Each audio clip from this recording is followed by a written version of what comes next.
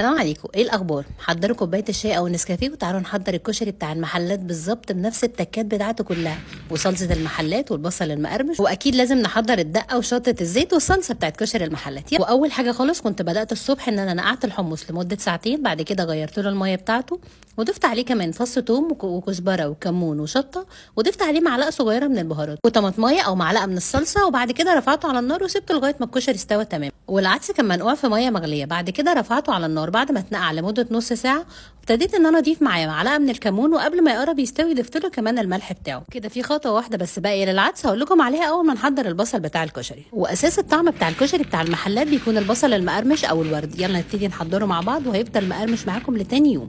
اول حاجه خالص بنبتدي ان انا نقطع البصل بتاعنا شرايح او جوليان بالطريقه دي. اهم حاجه ان هو يكون شرايح رفيعه، ولازم نتاكد ان البصل بتاعنا ناشف وما فيهوش ولا نقطه ميه، ولكل بصله بضيف لها نص معلقه من النشا ونص معلقه من الدقيق. بعد كده ببتدي ان انا اقلبهم مع بعض كويس جدا بالطريقه دي لغايه ما بتاكد ان الدقيق والنشا غلفوا كل حبات البصل، ما بقاش فيه اي جزء من البصل مش متغلف بيها. وفي الوقت ده بكون مجهزه طاسه او حله عندي بكون فيها ضايفه فيها زيت، يعني يفضل ان هو يكون زيت غزير شويه. واول ما الزيت بيبتدي يسخن باخد جزء من البصل، طبعا باخد كميه قليله جدا، وابتدي ان انا انخلهم كده كويس جدا بحيث ان انا انزل منهم الدقيق والنشا الزياده، وبعد كده بنزلهم في الطاسه. بلاحظ ان انا مش بملى الطاسه او بنزل فيها كميه كبيره زي ما انتم شايفين الكميه اللي انا كنت ضايفاها. بعد كده باخدها انزلها على مصفى وبسيبها في المصفى لغايه ما بتتصفى كويس جدا، وبعد كده ببتدي ان انا افردها على صينيه، مش بطلعه على مناديل خالص. وبعد ما بيبرد شويه في المصفى وينزل الزيت الزياده اللي فيه ببتدي ان انا افرده على الصينيه وبسيبه مفرود، ومش بنزل البصل السخن على البارد. بعد كده بديله رشه ملح بعد ما بطلعه. والزيت بتاع البصل طبعا هو اساس الكشري واساس طعم الكشري بتاع المحلات. هاخد كميه من الزيت على حسب كميه الرز اللي انتوا هتعملوها، وابتدي بعد كده اول حاجه انزل عليها الشعريه بتاعتي وابتدي ان انا اقلبها في الزيت كويس جدا، وهنا بديها درجه تحمير اغمق سنه صغيره من الرز بالشعريه العادي. بعد كده بنزل عليها الرز، انا كنت غسلاه ومصفياه كويس جدا، وابتدي ان انا اقلبه في الشعريه لغايه ما بيبتدي ان هو ينشف شويه كده. بعد كده بنزل عليه بالبهارات بتاعتي واللي كانت عباره عن ملح وفلفل اسود وكمون وكزبره، وضفت معاهم كمان رشه صغيره قوي من البهارات المشكله، او تقدروا تضيفوا عليها كمان من بهارات الكشري. ولغايه ما اتاكدت ان الزيت غلف كل حبات الرز والشعريه كويس جدا، ابتديت بعدها ان انا انزل عليه بالميه بتاعه الكشري وكانكم بتاعه الرز وكانكم بتعملوا رز بشعريه عادي جدا. بعد كده رفعته على نار عاليه وسبته لغايه ما غلى، هديت عليه النار وسبته على نار هاديه لغايه ما استوى. نيجي بعد كده لمكرونه الكشري. رفعت حله على النار وكنت حاطه فيها ميه وسبتها لغايه ما غلت. بعد كده ضفت فيها الملح والفلفل، والمفروض هنا اما انكم تضيفوا بهارات كشري او هنا انا استخدمت البهارات المشكله بتاعه الضحى. وضفت فيها نوعين من المكرونه، مكرونه سباجيتي والمكرونه اللي هي الصغيره خالص دي. المكرونه السباجيتي هنا انا كنت مكسراها على 2، الافضل انكم تكسروها على 3 بحيث ان هي تكون اسهل في الاكل، ولو في اطفال طبعا هتكون اسهل عليهم، وافضل من انكم تكسروها على 3 بس. وضفت عليها حوالي 3 او 4 معالق من الزيت بتاع البصل، وبعد كده سبتها لغايه ما استوت تماما. بعد كده طلعتها على مصفى، وهنا ضفت عليها حوالي 5 معالق من الزيت لان كنت عامله كميه كبيره من المكرونه وحابه ان هي تفضل مفرفره طول الوقت.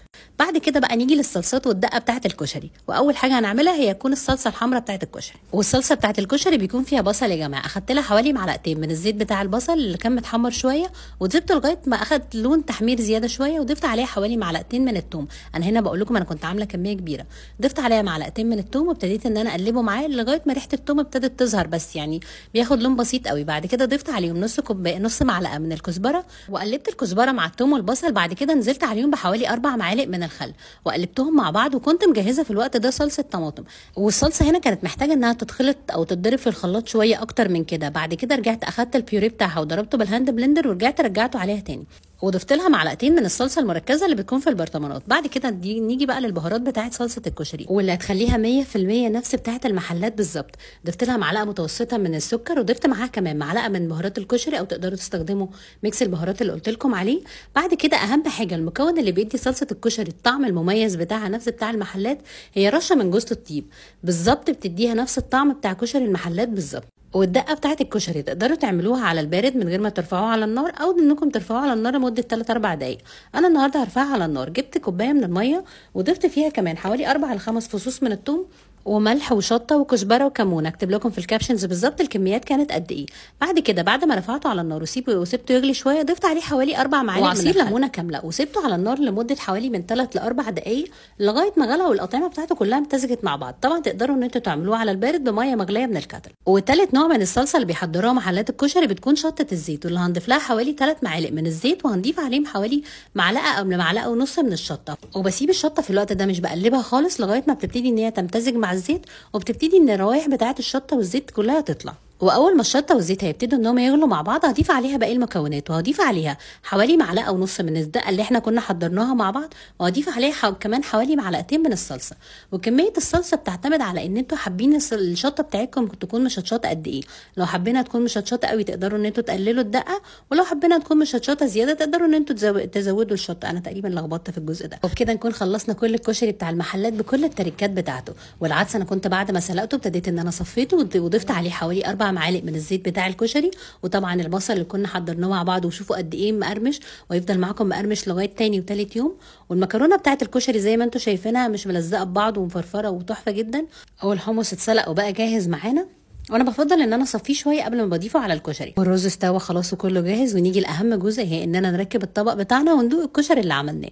يا جماعه بالظبط طعمه نفس كشري المحلات، ولو اول مره هتحضروا الكشري اعملوه بنفس التريكات دي بالظبط، وهيطلع معاكم نفس الكشري بتاع المحلات، ونفس الصلصه والدقه والشطه بالظبط نفس بتاع المحلات. اتمنى انكم تجربوه واعملوه بكل التريكات اللي قلت لكم عليها بالظبط، ولو جربتوه اكتبوا لي في الكومنتس رايكم فيه.